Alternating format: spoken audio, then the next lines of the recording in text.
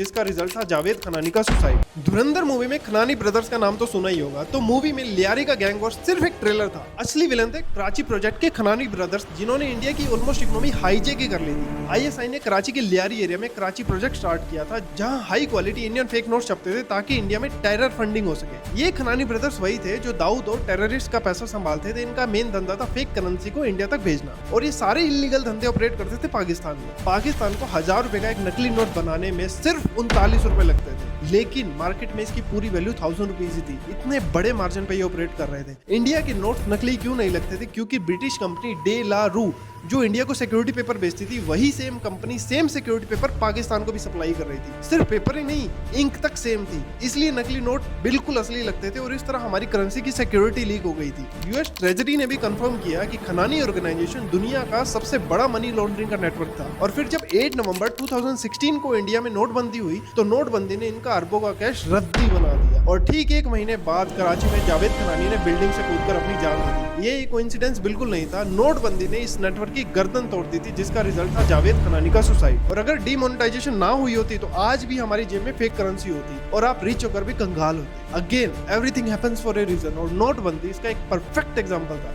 ये थी खनानी ब्रदर्स की पूरी story. And follow me for more such stories.